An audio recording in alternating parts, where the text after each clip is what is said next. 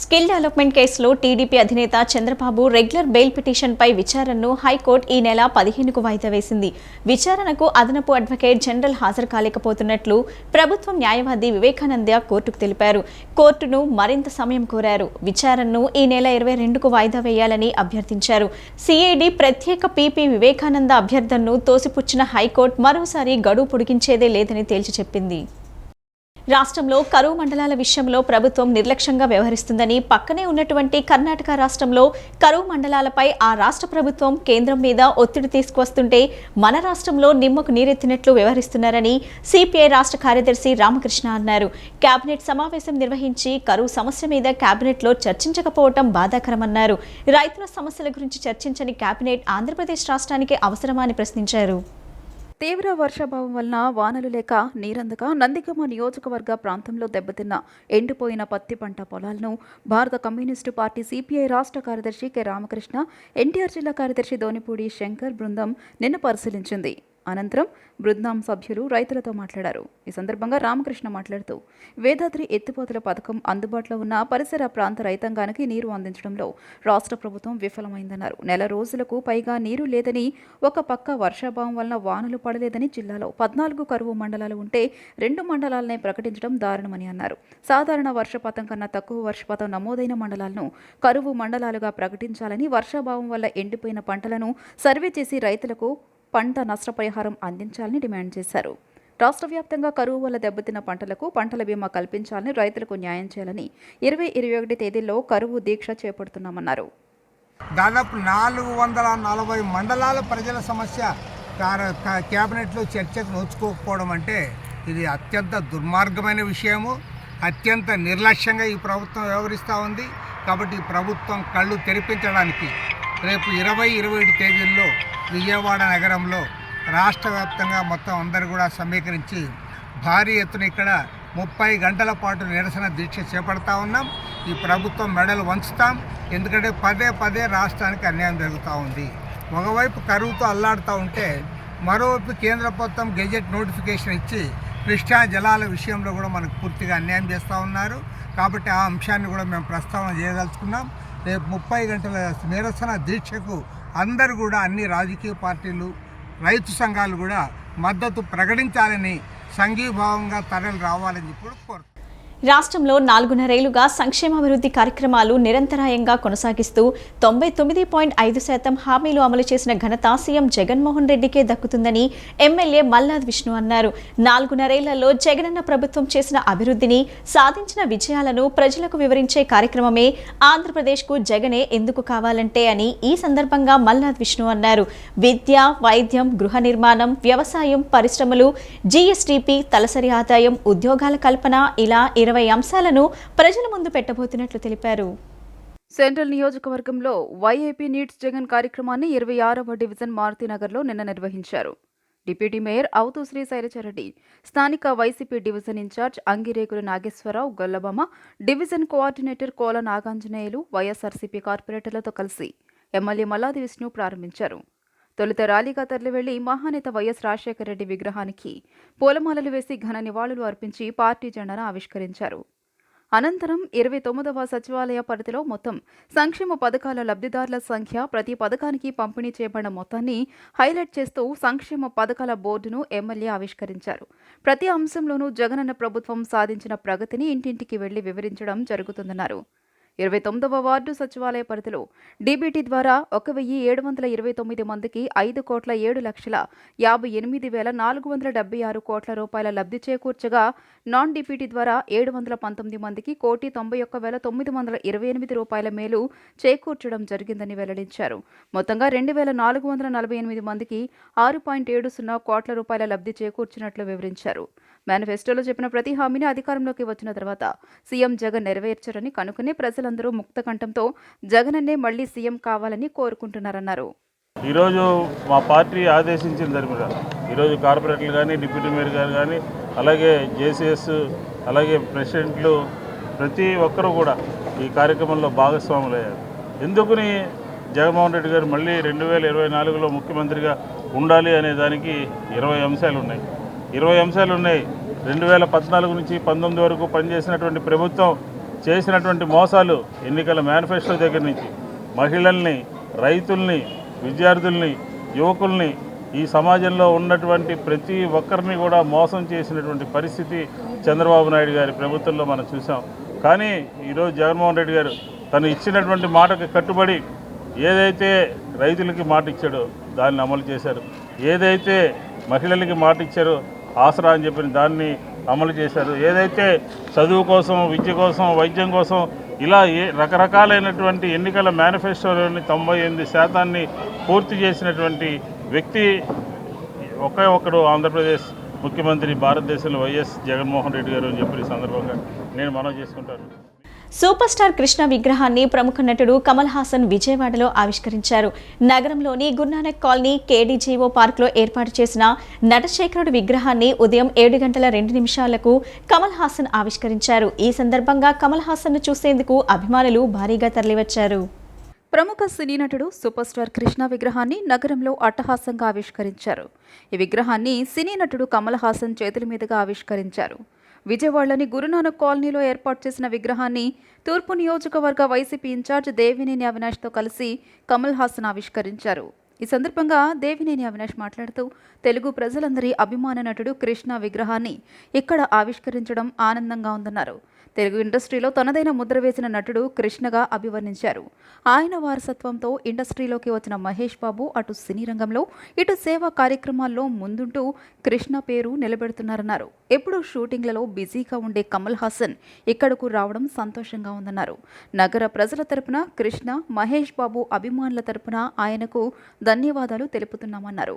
10 రోజుల వ్యవధిలోనే కృష్ణ విగ్రహ ఏర్పాటుకు సహకరించిన సీఎం జగన్కు కృష్ణ కుటుంబ సభ్యుల తరపున ఈ సందర్భంగా ఆయన ప్రత్యేక ధన్యవాదాలు తెలియజేశారు. వైకాపా నేతలు ఓటమి భయంతోనే టీడీపీ నేతలపై దాడులకు తెగబడుతున్నారని ఆ పార్టీ జాతీయ ప్రధాన కార్యదర్శి నారా లోకేష్ మండిపడ్డారు. చిత్తూరు జిల్లా చంద్రగిరి మండలం భీమవరం టీడీపీ గ్రామ కమిటీ అధ్యక్షుడు మునిరత్నంపై వైకాపా నేత కాటాల చంద్రశేఖర్ రెడ్డి అనుచరులు అత్యాయత్నం చేయటం దారుణమని ధ్వజమెత్తారు. మునిరత్నం పరిస్థితి విషమంగా ఉందని, ఆయన త్వరగా కోలుకోవాలని కోరుకుంటున్నానని చెప్పారు. అతనికి పార్టీ అన్ని విధాలా అండగా ఉంటుందన్నారు. వైకాపా ఫ్యాక్షన్ పాలనలో శాంతి భద్రతలు పూర్తిగా క్షీణించాయని లోకేష్ ఆగ్రహం వ్యక్తం చేశారు. చిత్తూరు జిల్లా చంద్రగిరి మండలం భీమవరం టీడీపీ గ్రామ కమిటీ అధ్యక్షుడు మునిరత్నంపై దాడిని ఖండిస్తున్నట్లు టీడీపీ ఏపీ అధ్యక్షుడు అచ్చెన్నాయుడు తెలిపారు. మద్యం, గంజాయి మత్తులో చెవిరెడ్డి అనుచరులు దాడికి పాల్పడ్డారన్నారు. చెవిరెడ్డి తన చెంచాలను అదుపులో పెట్టుకోవాలని హెచ్చరించారు. ముఖ్యమంత్రి జగన్ గాల్లో తిరుగుతూ శాంతి భద్రతలను గాలి కుదిలేశారని మండిపడ్డారు.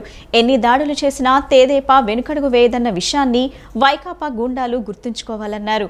దాడి చేసిన వైకాపా నేతలపై ఎస్పీ తగిన చర్యలు తీసుకోవాలని డిమాండ్ చేశారు. సెంట్రల్లో దొంగ ఓట్ల విషయంలో అధికార వైసీపీ ప్రభుత్వం అధికారులు కుమ్మక్కయ్యారని, దొంగ ఓట్లను పట్టించిన చర్యలు తీసుకోవటం లేదని అధికారుల తీరుపై టీడీపీ పొలిట్ బ్యూరో సభ్యుడు బోండా ఉమా ఆగ్రహం వ్యక్తం చేశారు. సెంట్రల్లో కడప, పులివెందుల ప్రాంతాలకు చెందిన వారి ఓట్లు చేర్చి వైసీపీకి ఓటు బ్యాంకు పెంచేలా వైసీపీ ప్రభుత్వం ప్రణాళిక చేసిందన్నారు. గత ఎన్నికల్లోనూ ఇలాగే దొంగ ఓట్లు చేర్చి గెలిచారని ఆరోపించారు. ఎన్నికల అధికారుల తీరు సక్రమంగా లేదని, దీనిపై న్యాయ పోరాటానికి సిద్ధమవుతున్నట్టు తెలిపారు. మొగల్రాజ్పురంలోని ఆయన నివాసంలో టీడీపీ పొలిట్ బ్యూరో సభ్యులు బోండా ఉమామహేశ్వరరావు నిన్న విలేకరుల సమావేశం నిర్వహించారు. ఈ సందర్భంగా బోండా ఉమా మాట్లాడుతూ పాయకాపురం, సుందరయ్య నగర్ ప్రాంతాల్లో ఒకే ఇంట్లో 53 ఓట్లన్న విషయాన్ని తమ పార్టీ కార్యకర్తలు గుర్తించారన్నారు. నలుగురు నివాసముంటున్న ఇంట్లో 53 ఓట్లు ఉండడంపై ఆ ఇంటి వద్దకు జూలైలో తాను వెళ్లానని, దీనిపై కమిషనర్కు ఫిర్యాదు చేయగా ఆయన స్వయంగా వచ్చి పరిశీలించి ఓట్ల విషయాన్ని విచారించి చర్యలు తీసుకోవాలని బీఎల్వీ ఇతర అధికారులకు సూచించారన్నారు. కానీ అధికారుల సర్వేలో 53 ఓట్లకు గాను 28 ఓట్లు దొంగ ఓట్లుగా గుర్తించి రిపోర్ట్ ఇచ్చారన్నారు. అక్టోబర్ 27న విడుదలైన ముసాయిదా ఓటర్ లిస్టులో అధికారుల విచారణలో దొంగ ఓట్లుగా తేలిన 28 ఓట్లు ప్రత్యక్షమయ్యాయన్నారు. ఇక్కడే అధికారులు వైసీపీకి బానిసలుగా పనిచేస్తున్నట్టు స్పష్టమైందన్నారు. అప్పట్లో నున్న రూరల్ పోలీస్ స్టేషన్లో ఫిర్యాదు చేసి చర్యలు తీసుకోవాలని కోరిన సీఐ స్పందించలేదన్నారు. అక్రమాలకు తావు లేకుండా దొంగ ఓట్లను తొలగించి సక్రమమైన ఓటర్ లిస్టును సిద్ధం చేసి ప్రతి ఒక్కరూ ఓటు హక్కును కల్పించేలా ఎన్నికల అధికారులు చర్యలు తీసుకోవాలని డిమాండ్ చేశారు. స్టేట్ ఎలక్షన్ కమిషనర్ మీనా గారిని కలిశాను. మీనా గారికి స్వయంగా కంప్లైంట్ ఇచ్చా. ఏదైతే సెంట్రల్ నియోజకవర్గం బూత్ నెంబర్ 44 బ్లాక్ నెంబర్ 18లో అక్కడ చెట్టుకు ఓటిచ్చారండి. ఒక చెట్టుకు ఓటిచ్చి అది తీసుకెళ్ళి ఆయన ముందు తీసుకెళ్ళి ఆ ఓటర్ లిస్ట్ ఆయన ముందు చూపిస్తే సిగ్గుతో తలదించుకొని ఇవాళ ఇప్పుడే ఫోన్ చేశారు, బిఎల్ఓని సస్పెండ్ చేశామండి, ఆ బిఎల్ఓని అని చెప్పి చెప్తున్నారు, ఇనిషియేట్ చేసాం సస్పెన్షన్కి అని చెప్పి. సత్యనారాయణ అనే బిఎల్ఓ అక్రమాల్ని ఆపి అక్రమాల్ని అరికట్టి సక్రమమైన ఓటర్ లిస్ట్ ఇవ్వడానికే డోర్ టు డోర్ వెరిఫికేషన్ జరిగింది. డోర్ టు డోర్ వెరిఫికేషన్ తర్వాత కూడా ఇదే పొరపాట్లు, ఇదే తప్పులు, ఇదే అక్రమాలు రిపీట్ అయితే ఇంకా అర్థమేంటి? ఇంకా ఎవరిని నమ్మాలి మేము? ఎలక్షన్ కమిషన్ ఆఫ్ ఇండియానో ఒక మాట చెప్తుంది, స్టేట్ ఎలక్షన్ కమిషనర్ ఒక మాట చెప్తా ఉన్నాడు, కాన్స్టిట్యున్సీ రిటర్నింగ్ అధికారమో ఐఏఎస్ అధికారి విజయవాడ మున్సిపల్ కమిషనరు స్వప్నికల్ దినకర్ ఆయన ఒక మాట చెప్తున్నాడు, మేమందరం కూడా చాలా స్ట్రిక్ట్గా చేస్తున్నామండి అని చెప్పి. కానీ ఆచరణలో ఇవన్నీ కూడా తూతూ మంత్రంగా జరుగుతున్నాయనేదే ఇవాళ ఈ ఓటర్ లిస్టు కనబడతా ఉంది. సింగ్నగర్లోని మాకినేని బసుపున్నయ్య స్టేడియంలో ఈ నెల 15న జరగనున్న ప్రజారక్షణ భేరీ బహిరంగ సభ జయప్రదం చేయాలని కోరుతూ సిపిఎం సెంట్రల్ సిటీ కమిటీ ఆధ్వర్యంలో నిన్న మహిళలు ఎర్రచీరలు ధరించి ప్రదర్శన నిర్వహించారు. ఈ కార్యక్రమంలో పాల్గొన్న సిపిఎం రాష్ట్ర కమిటీ సభ్యురాలు కె శ్రీదేవి, కె సుబ్బరావమ్మ మాట్లాడుతూ సిపిఎం పార్టీ నిరంతరం కార్మిక, కర్షక, మహిళా, దళిత సమస్యలపై పోరాడుతుందని అన్నారు. సింగ్నగర్లో 2వ ఫ్లైఓవర్ నిర్మించాలని, గుణదల్లో నిర్మాణం మధ్యలో ఆగిపోయిన ఫ్లైఓవర్ పూర్తి చేయాలని, ఇలా అనేక సమస్యలపై జరుగుతున్న ప్రజారక్షణ భేరీ బహిరంగ సభలో అందరూ పాల్గొని జయప్రదం చేయాలని అన్నారు.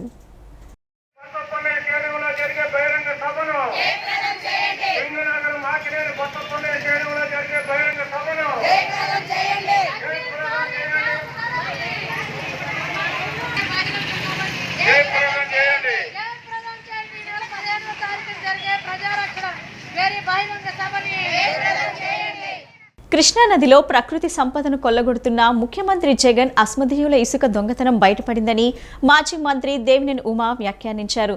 దొంగ బిల్లులతో, ఓవర్లోడ్లతో తరలిస్తున్న దొంగ ఇసుక డబ్బులు తాడేపల్లి ఖజానాకు వెళ్తున్నాయని ఆరోపించారు. బిల్లుల్లో చూపించిన డబ్బులు ఎక్కడికి వెళ్తున్నాయని ఆయన ప్రశ్నించారు. కృష్ణానదిలో ప్రకృతి సంపదను కొల్లగొడుతున్న ముఖ్యమంత్రి జగన్ అస్మదీయుల ఇసుక దొంగతనం బయటపడిందని మాజీ మంత్రి దేవినేని ఉమా అన్నారు. మంత్రి పెద్దిరెడ్డిని బర్త్రఫ్ చేయాలని, ముఖ్యమంత్రి తమ్ముడు అనిల్ రెడ్డిని అరెస్టు చేయాలని ఆయన డిమాండ్ చేశారు. దొంగ బిల్లులతో, ఓవర్లోడ్లతో తరలిస్తున్న దొంగ ఇసుక డబ్బులు తాడేపల్లి ఖజానాకు వెళ్తున్నాయని ఆయన ఆరోపించారు. ఈ మేరకు ఎక్స్ వేదికగా ఆయన స్పందించారు. ఇసుక అక్రమ తరలింపునకు సంబంధించిందంటూ ఓ బిల్లును చూపించి ఆయన మాట్లాడారు. బిల్లులో చూపించని డబ్బులు ఎక్కడికి వెళ్తున్నాయని ఆయన ప్రశ్నించారు. మరోవైపు నేషనల్ హైవేపై గుంటుపల్లి వద్ద పోలీసుల అత్యుత్సాహం కారణంగా ప్రమాదం జరిగిందని దేవినేని ఉమా అన్నారు.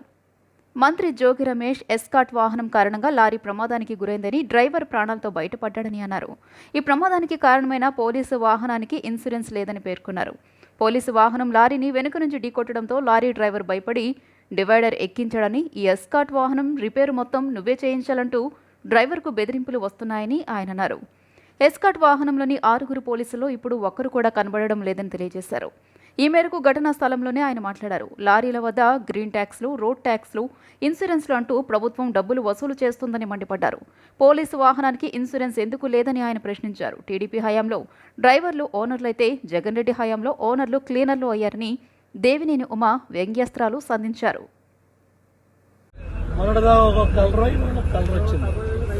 స్వామి ఇది దొంగ బిల్లు స్వామి, ఇది ఇంతకుముందు ఏరే బిల్లు ఇచ్చారు సార్.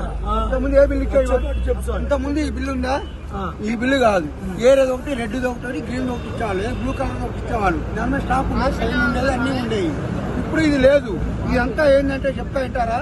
ఈ బిల్లు నేను కూడా ఉసుకుదోలే, నేను నాకు తెలుసు దీని గురించి. దోమలూరు ఉంది కదా, దోమలు వచ్చి ఉసుకుదోలే నేను కూడా. అప్పుడు తర్వాత దీన్ని ఏం చేశారు తెలుసా? మహర్షి వాళ్ళు ప్రైవేట్గా మామూలు ఏరే గుడిసెలాగా ఒకటి వేసుకొని ఆ పాకలో ప్రత్యేకంగా రాసేస్తున్నారు మాకు. దీనికి మన సపరేట్ బిల్లు, దాని ట్యాక్స్, టాటా బిల్లు వేరే.